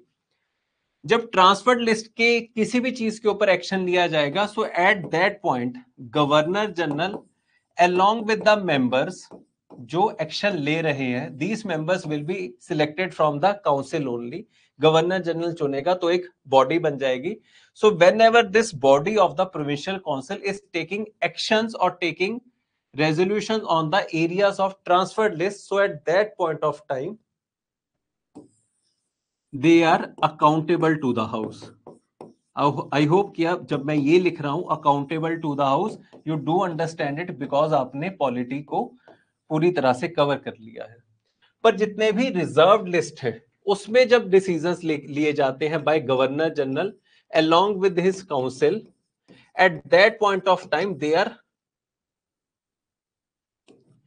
are not answerable to the house. पर ये सेल्फ एक्सप्लेनेटरी भी है अगर हम लॉजिकली सोचने की कोशिश करें, since they wanted to promote the idea of decentralisation and they wanted to prove themselves कि हम आपके लिए ही काम करते हैं, but they very strategic, in a very strategic manner they devised a plan where they have given us the provincial autonomy also, where we have the majority also, but then also for all the areas which were strategic, which were of strategic importance, that was put under the reserved list, and for that reserved list governor general and his council will take decision, जो भी वो persons elect करेगा, but that things will not be answerable or accountable. और जब हम ऐसे matters के ऊपर डिसीजन ले रहे हैं जो ट्रांसफर्ड लिस्ट में है, at that point of time we are answerable to the house. क्या ये पॉइंट सबको समझ में आया? हर बच्चे को ये क्लैरिटी है that what is the meaning of central list, provincial list, provincial list के आगे ट्रांसफर लिस्ट, रिजर्व लिस्ट, और उसके अंदर किस तरह से डिसीजन मेकिंग है, लॉजिकल चीजें हैं ये। Inside this provincial list powers were divided into transferred administered by Indian ministers accountable to the legislative council and reserved subjects administered by the governors and his executive council without being accountable to the legislative council. This dual system is called as diarchy.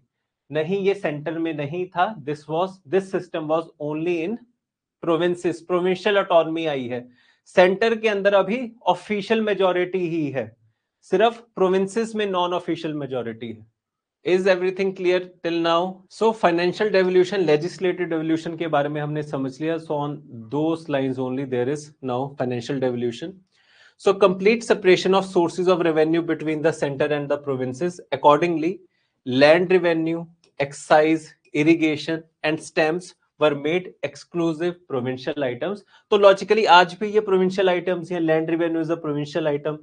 Stamp duty is a provincial item. ठीक है, तो वो basic सी चीजें हैं. Accordingly land revenue, excise, irrigation and stamps were made provincial items. And अब हर province का अपना प्रोविंशियल बजट भी है.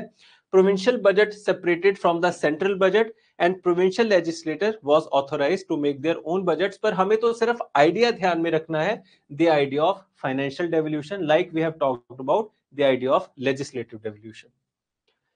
So what are the other provisions? Direct elections with limited franchise की इस 1919 में हम डायरेक्ट इलेक्शंस तक पहुंच चुके हैं. 1892 concept of elections, 1909 indirect elections, 1919 direct elections. Although 1909 में भी डायरेक्ट इलेक्शंस का एक कंसेप्ट था, पर वो एक बहुत ओवर रीचिंग कंसेप्ट है. आप अपनी बेटर अंडरस्टैंडिंग के लिए इस तरह से याद रख लो, हमारा हर क्वेश्चन सॉल्व हो जाएगा. यहां पर हीरो बनने की कोशिश मत करना कि हमने इतनी डेप्थ में पढ़ लिया, अब मैं इसको और डेप्थ में पढ़ लेता हूं. हीरो मत बनना. So direct elections introduced for the first time. People could vote for members in both upper and local house. Communal representation है कि हमने समझ लिया कि 1909 में Muslims have been given the communal representation, and now this franchise was extended to other communities also, like Sikhs, Anglo-Indians. वो logical चीज. Act extended the communal representation, providing separate electorates for Sikhs, Indian Christians, Anglo-Indians, Europeans, in addition to Muslims. और अगर हम 1935 की बात करें तो 1935 में ये वुमेन को भी अलाउ कर देंगे, सेपरेट इलेक्टोरेट्स में उनको भी ऐड कर देंगे. तो यहां पर भी आपको लॉजिकल एवोल्यूशन होता हुआ देखेगा. 1909, 1919, 1935. Public State Service Commission. So Central Public Service Commission was established in 1926 under this act to recruit civil services, a point that you need to memorize. And then a statutory commission की एक commission बिठाई जाएगी इस act के 10 साल के बाद, इन order to understand कि जो अगले रिफॉर्म्स लाए जाएंगे वो किस तरह के होंगे. तो इसकी वजह से 10 साल के बाद साइमन कमीशन आएगी. ऑल्दो वो 2 साल पहले आ जाएगी 1927 में. तो हमारा जो अगला टॉपिक बनेगा वो है साइमन कमीशन. तो आपका लेक्चर नंबर 13 वहीं से शुरू होगा. हमने लेक्चर नंबर 11 तक पूरा 1926 को कवर कर लिया. आज हमने 1926 को कवर किया. तो 1927 में साइमन कमीशन आएगा और यहां से पूरी हिस्ट्री अपने आप लिंक हो जाएगी. ठीक है, तो यहां पर हमने सब कुछ समझ लिया. और जब भी ये हमेशा समझना कि प्रोविंसेस को कोई भी पावर दे दी जाए, ultimately the supreme authority is governor general of India and is executive council. वो जो बेसिक पावर स्ट्रक्चर है कि पावर की अथॉरिटी के ऊपर जो पोजीशन के ऊपर इंसान बैठा है, वो उसको पास वीटोइंग पावर हमेशा होगी ही होगी. यहां पर प्रोविंसेस के अंदर वो कोई भी रूल, कोई भी लॉ पास कर दें, ultimately that needs to be assented by governor general of India and his council. उनके ऊपर सेक्रेटरी ऑफ स्टेट बैठा है, वो भी कभी भी किसी भी बिल को, किसी भी एक्ट को वीटो कर सकता है. तो ऊपर जितनी भी पावर्स हैं, they will always have this provision to undo any of the laws. वो एक बेसिक चीज है, वो हमेशा ध्यान में रखना. क्या यहां तक सबको क्लियर है? Points to know. Originally the act of 19 applied only to the 8 provinces जो उस जमाने में एग्जिस्ट करती थी, बंगाल, मद्रास एंड बॉम्बे. ये तीनों हमेशा ही होंगी. Along with that United provinces, Punjab, Bihar, Odisha and central provinces.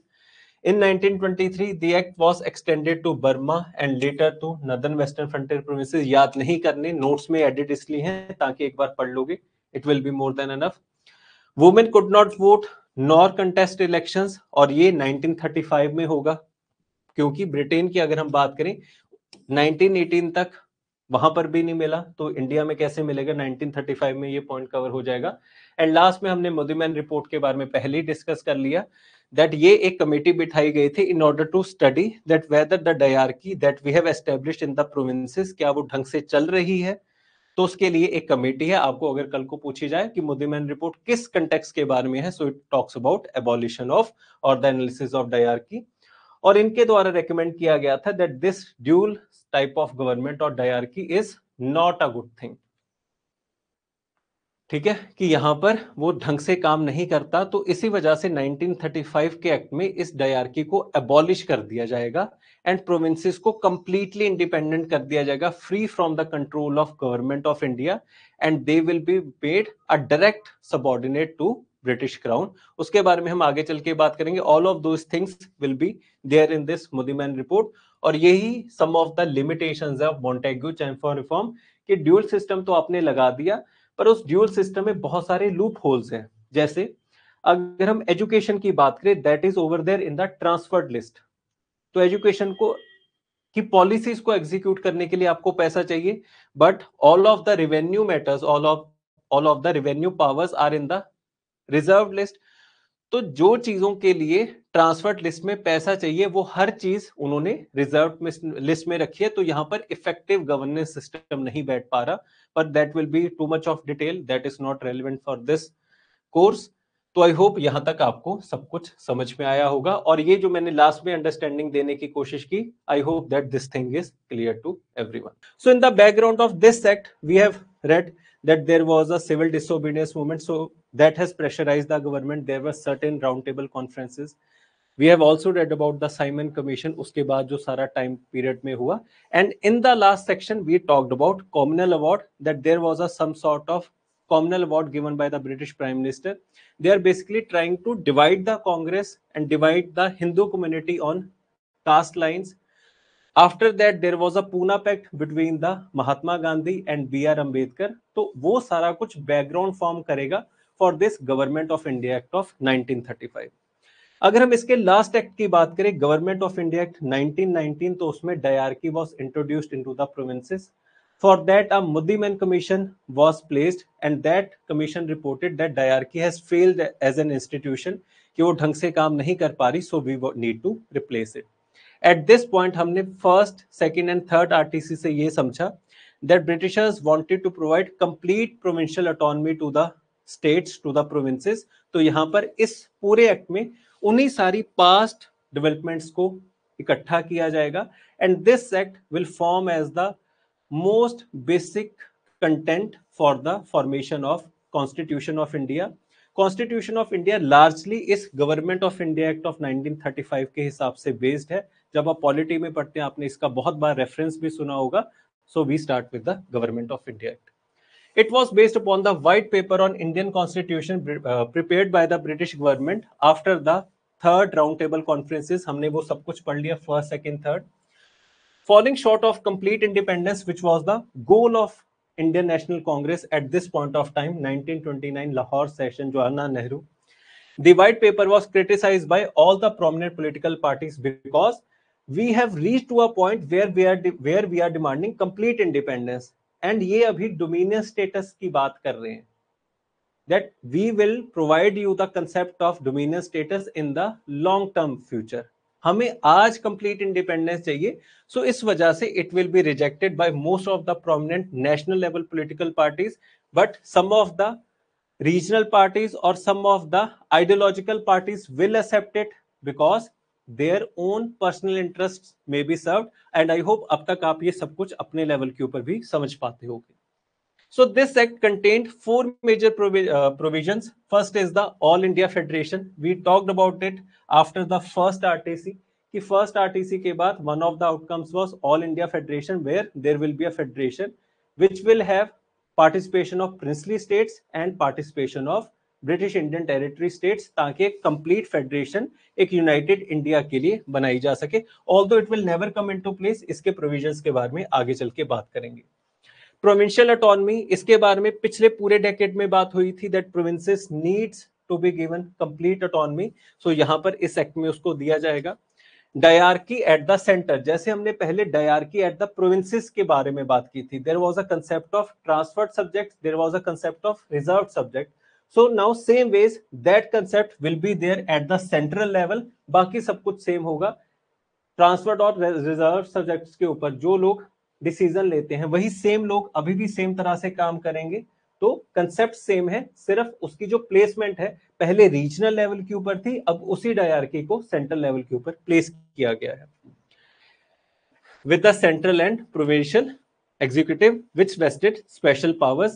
It also provided legal safeguards against the misbehavior of Indian ministers and legislators. Another notable feature was the absence of preamble. क्या अब हर बच्चे को ये पॉइंट समझ में आया that why it is written over here that there will be legal safeguards against misbehavior of Indian ministers?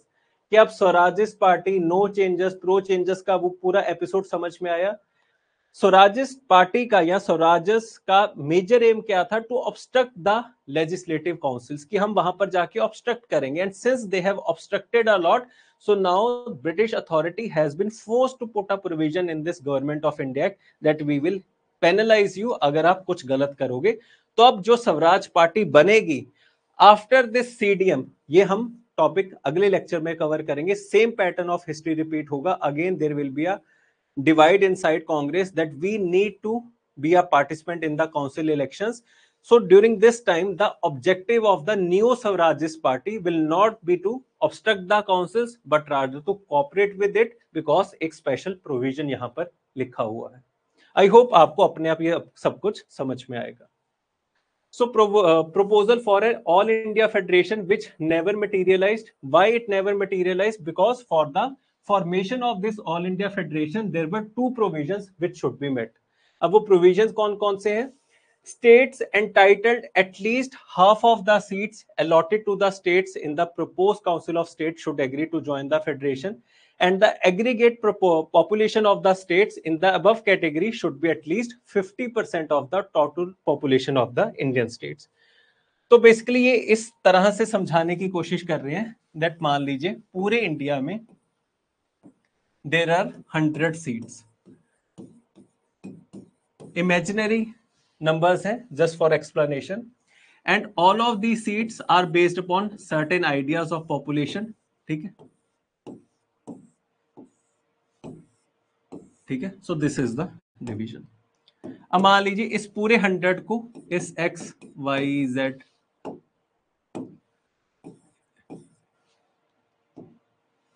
A B C D E F G H I, अब मान लीजिए ये सारे स्टेट्स हैं जो इस टाइम पीरियड में उस जमाने के इंडिया में एग्जिस्ट करते हैं।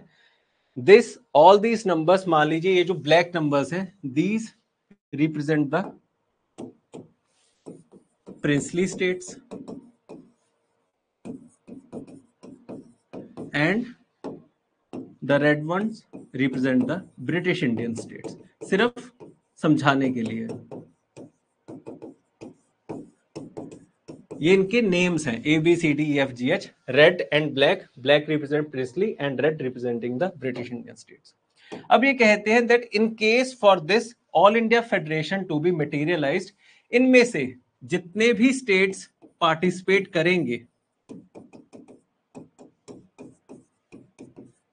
मान लीजिए A X Y C G, ये सब स्टेट्स कहते हैं that we will participate in this all India federation, because participation in this federation was voluntary, it was not compulsory. आप अपनी मर्जी से ही पार्टिसिपेट कर सकते हो, पर इन्होंने कहा कि अगर आप चाहते हो कि ये फेडरेशन बने तो जितने भी स्टेट्स इसमें पार्टिसिपेट करेंगे they must have 50% of the total seats जो उस जमाने में है। तो अगर टोटल उस जमाने में 100 सीट्स हैं तो 50 सीट्स इनके पास होनी चाहिए इन सब स्टेट्स के साथ मिला के। और अगर उस जमाने में पूरे इंडिया में there is a population of 100, so these states जो कि 50% ऑफ द सीट्स जिनके पास है उनके पास 50% of the population which in our case is 50 वो भी होनी चाहिए। अगर मान लीजिए ये 5 स्टेट्स ने कहा that we will form this federation, they have 50% of the seats which means 50, but the states do not have 50% of the population, तो ये फेडरेशन नहीं बन पाएगी। एंड क्योंकि इस तरह का कॉम्बिनेशन परम्यूटेशन नहीं बैठा, so this all India federation never came into be. क्या ये सबको समझ में आ गया? बहुत इजी है। 50% of the population, 50% of the states, but it never materialized. Everyone, is this thing clear to everyone? And I hope अब आपको हमेशा clarity भी रहेगी. So states entitled to at least half of the seats allotted to the states in the proposed council of states should agree to join the federation. ठीक है कि proposed council of states के 50%, तो it becomes 52 की 52 seats उनके पास होनी चाहिए थी। The aggregate population of the states in the above category should be at least 50% of the total population. तो जो यहां पर लिखा हुआ है, अगर आपको वो सिंपल शब्दों में समझ में आया तो वही सेम यहां पर समझाया गया है कि जितनी भी स्टेट्स ज्वाइन करेंगी, वो स्टेट चाहे प्रिंसली स्टेट हो सकती है, it can be a British Indian territory province also, like Bombay, Madras. अगर कोई भी आया, उनका जो कलेक्शन है, जितनी भी स्टेट्स आ रही हैं, उनके पास एटलीस्ट 50% ऑफ द सीट्स होनी चाहिए और उनके पास एटलीस्ट 50% ऑफ द पॉपुलेशन होनी चाहिए। ये सिंपल सी बात है। अगर समझ में आ जाए वेरी गुड, अगर अभी भी समझ में नहीं आया तो आप रट्टा मार लेना, इससे आगे मैं नहीं बता पाऊंगा। ठीक है। Then abolition of Indian council, that in this act, because अब पूरा सिस्टम चेंज हुआ है पूरे इंडियन स्ट्रक्चर का, तो they have abolish the Indian council and this was a very long standing demand of Indian National Congress that this Indian council should be abolished. क्यों? क्योंकि ये इंडियन ड्रेन ऑफ वेल्थ कर रहा है, इंडियन एक्सप्लॉयटेशन है wealth का, which was established under the Act of 1858 on account of much agitation in India against the anti-Indian policies. तो यहाँ पर there is a dyarchy at the centre. हमने dyarchy detail में डिस्कस किया है government of India act 1919 के अंदर। तो अगर आपने वहां पर डायरकी के कंसेप्ट को समझा तो वो सेम कंसेप्ट यहाँ पर है सेंटर के अंदर। Reserve list, transferred list, reserve list के ऊपर किस तरह से एक्शन लिया जाता है, ट्रांसफर्ड लिस्ट के ऊपर किस तरह से एक्शन लिया जाता है। आई होप अब आपको ये सारा कुछ क्लियर होगा। अगर नहीं clear, it means you need to revise the lecture again. So diarchy now from provinces was introduced in the diarchy at center. Reserve departments were under the Governor General, who was to be administered by the councillors appointed by him and responsible only to him.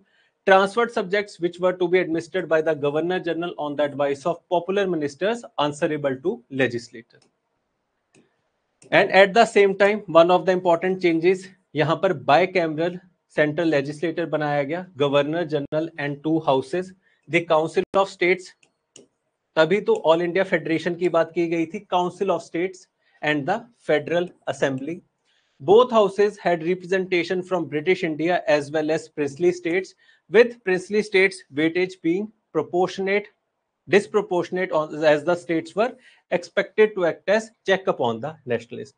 यहां पर ये समझाने की कोशिश कर रहे हैं कि दो तरह के हाउस बनाने की बात की गई, council of states and federal assembly. इन दोनों इंस्टीट्यूशंस में जो number of seats that were given to princely states were disproportionate, उनको ज्यादा दिया गया। ये हमने idea of disproportionate allocation of seats के बारे में पहले भी बात की थी। Like the number of seats that were given to Bombay as compare to Madras, वो कम होनी चाहिए थी, but they were equal, although the population of Bombay was very less as compare to that of Madras, but उनका जो स्ट्रेटेजिक इंटरेस्ट था वो equal था। What is the strategic interest? Princely states और princely rulers are serving over here, कि हर princely state को भी सीट्स दी गई हैं और इन सीट्स के ऊपर कौन नॉमिनेट करेगा? क्या यहां पर इलेक्शन होंगे? नहीं, ऑल दी सीट्स और the persons who will fill the seats will be nominated by rulers of that area. जो उनके राजा हैं वो अपने स्टेट के सीट्स को फिल करेंगे, and this certain point will be objected by Congress as a party and other parties also, कि आप यहां पे भी क्यों नहीं इलेक्शन के प्रोसेस को इंट्रोड्यूस करते। Why these rulers have the right to nominate people on the seats, जो कि उनके स्टेट के अंदर है, वो हम आगे चल के और भी डिस्कस करेंगे। तो आई होप आप इस पॉइंट को ध्यान में रखोगे। देन प्रोविंशियल ऑटोनॉमी, ये भी हमने बहुत बार डिस्कस कर लिया। All the provincial departments would be controlled by elected members, तभी तो प्रोविंशियल ऑटोनॉमी है कि हर provincial department will be controlled by elected members. तो रिप्रेजेंटेशन ऑफ पीपल है, not only representation but majority representation of people. all the departments controlled by elected members, and for the first time act recognized provinces as separate legal entity, not under the government of India but rather directly under the British Parliament, therefore separate legal entity free from directions and control of government of India and Secretary of State except for specific purposes like defense, finance, तो certain areas हैं। क्या ये point सबको समझ में आया? अगर आप पहले लेक्चर को पहले एक्ट को याद करोगे, where we try to understand the structure of the East India Company, तो उसमें हमने गवर्नर ऑफ मद्रास, बंगाल और बॉम्बे को सबसे लास्ट में रखा था। अब ये उस पूरे सिस्टम को अलग करके ब्रिटिश पार्लियामेंट के एक अलग सेपरेट एंटिटी बना रहे हैं, बस वो यहां पर समझाने की कोशिश की गई है that by this act provincial independence was given, they were a separate entity, all the departments were now controlled by elected member। I hope ये लॉजिकल चीजें हैं, ये अब आपको हमेशा याद रहेंगी। Now the provinces derived their power and authority directly from the British Crown, hence the complete provincial autonomy, and therefore special powers were given to governor। The governor could issue ordinances or enact Governors Act। अब अगर कल को आपको question आए that under which act was governor given the power to issue ordinances, आप अपने आप से क्या क्वेश्चन पूछोगे? इसका आंसर कहां पर आपको मिलेगा? आप अपने आप से पूछोगे that why would governor be given the power to issue ordinances? क्या ऐसा हुआ होगा? तो आंसर होगा कि प्रोविंसेस को इंडिपेंडेंट कर दिया गया। नाउ गवर्नर जनरल और the viceroy do not have the power to enforce ordinances on the states और the provinces, so a governor needs to be empowered, ताकि वो खुद से कर सके, और तभी करेगा जब स्टेट्स अलग सेपरेट एंटिटी हैं। वो कब हुई थी? Government of India act of 1935। सो अगर आप रीजनिंग करोगे तो आपके आंसर आपको अपने आप से मिल जाएगा।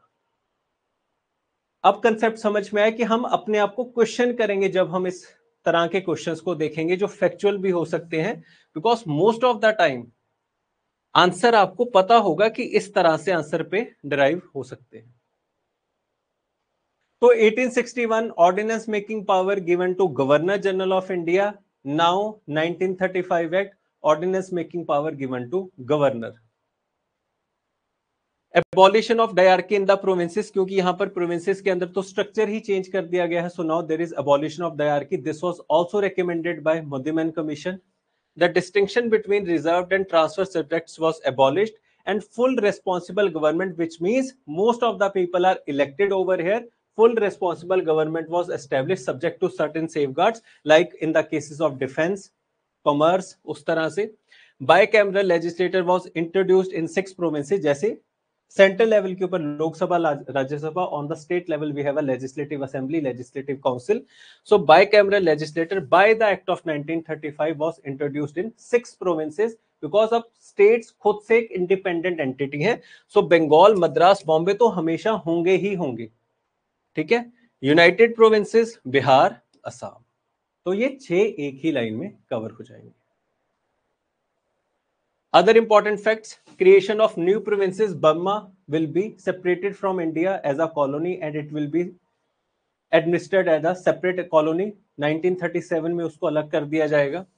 फ्रेंचाइज, इट वाज लोअर्ड, मतलब कि जो क्वालिफिकेशन थी, qualification of property, qualification of education, अगर वो पहले 12th क्लास पास को राइट टू वोट था, now it has been lowered to 10th pass और 5th पास, उस तरह से।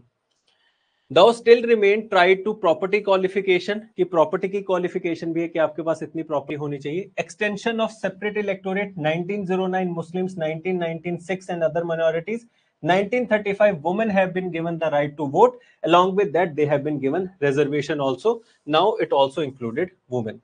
Other important point, other federal institution that came into existence, one is the Federal Bank and Federal Court, and ultimately the act vested the control of the railways in the new authority called Federal Railway Authority, free from the control of ministers and councils। and again ये भी point बहुत आसान है, क्यों उन्होंने अलग से commission बनाई, बिकॉज यहां पर अब अटोनमी आने जा रही है।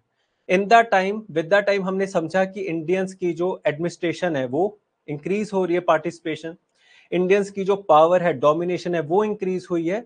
तो अब अगर कल को इनकी सबसे प्रॉफिट जनरेटिंग अथॉरिटी या इंस्टीट्यूशन रेलवेज का जो कंट्रोल है वो इंडियंस के हाथ में चला गया, so that will lead to laws. तो उन्होंने पहले उसको रेलवेज को अलग कर दिया। Federal railway authority free from the control of ministers and councillors, federal court, federal bank, सब कुछ बनाया जा रहा है in order to structure it. History optional के अंदर इसमें हम फॉर्म्स ऑफ कॉलोनियलिज्म के बारे में पढ़ते हैं। This is again a form of colonialism, यहाँ पर हम उसकी डिटेल में नहीं जाएंगे। ठीक है, सो this was all for today. I hope कि आप सबका जो ये नया साल है वो अच्छा आएगा। Tomorrow we will have a class, obviously we will study history on the first day of January 2025। And जो भी आपके साल में हुआ, आई होप दैट आप इससे सीखने की कोशिश करोगे, आप पास्ट में नहीं रहोगे, and you will have a very good future.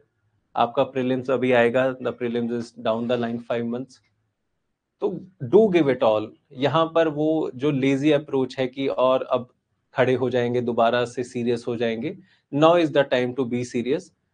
And ज्यादातर बच्चे मैं देखता हूँ they always have a argument कि हाँ कर लेंगे, कि मेरे किसी के लिए मत करो, खुद के लिए करो, इसको ढंग से पढ़ने की कोशिश करो, आपको इसमें इंटरेस्ट आएगा ही आएगा अगर आप ढंग से इसको पढ़ोगे।